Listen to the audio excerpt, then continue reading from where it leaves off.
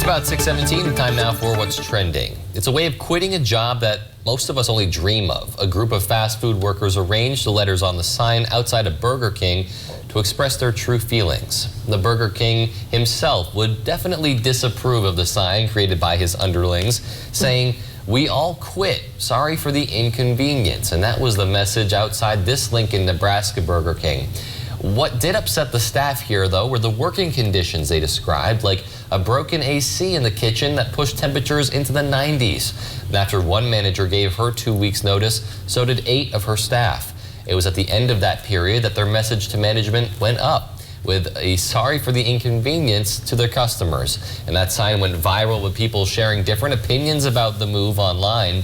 After a total of about 6 hours, the "We All Quit" sign was replaced with "Now hiring flexible schedules." And you know, I know a lot of people are going to have different opinions about this one, but at the very least, right, if you saw this sign, you might get a chuckle or something. I mean, it's not every day that everyone just up and leaves. So it seems like, you know, the Burger King did put out a statement too, by the way. They're just saying, you know, that doesn't go up to our, you know, our standards, what they're alleging and everything too. So they're looking into it.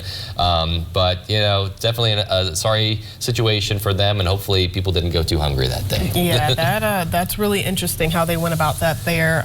But, you know, it's got to be brutal working in a condition like that, up to 90 degrees every day. I know that's really rough.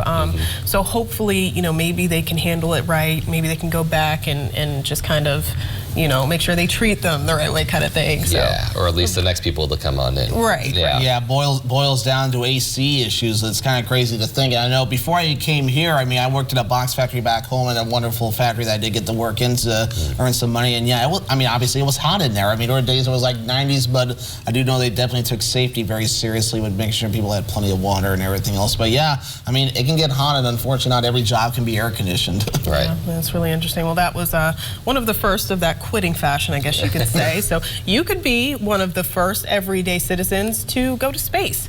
Virgin Galactic is teaming up with Omaze for the chance to win a seat on one of the company's first commercial voyages to space. One winner and a guest can rocket more than 50 miles above Earth and experience zero gravity for a few minutes. Anyone over the age of 18 can enter omaze.com through August 31st, and each $10 donation is equivalent to 100 entries. The money supports the nonprofit Space for Humanity, which aims to expand access to space. Virgin CEO Richard Branson successfully returned from a test flight on the VSS Unity on Sunday. Virgin Galactic plans to launch one more test flight before allowing paying customers to fly. Meanwhile, Amazon chief Jeff Bezos' Blue Origin is scheduled to take flight next week, which is, you know, I think, I don't know, I feel like every week we're hearing about these new ways that people are going to get to space. It's really interesting. I don't know who exactly I heard it from yesterday, but they were saying that this is like going to be the century of space. I mean, like, it's really advancing every single day, and I'm really interested to see who goes. Right. I mean, it's a really historic but also strange time in that space exploration travel, where obviously right now, you know, it's the billionaires who have the money and the capabilities to get up there.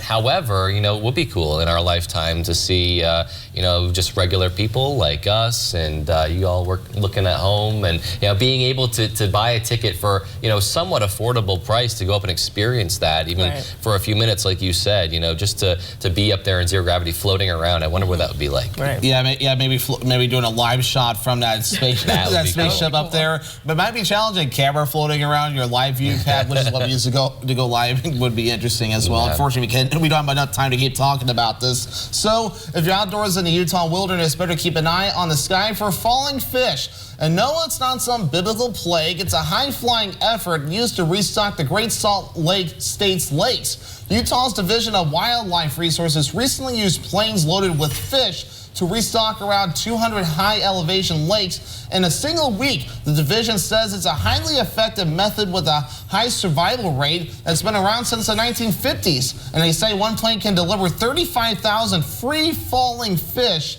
in a single flight. Look at that video there. I mean, that fish probably be like, what just happened? Yeah, right.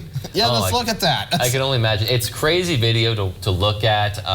you know, my first concern was, are any of those they fish okay? going to like survive Yeah. when they hit the water? But glad to see that, you know, I'm sure they've studied this. They've been doing it for a long time. There's a high survival rate.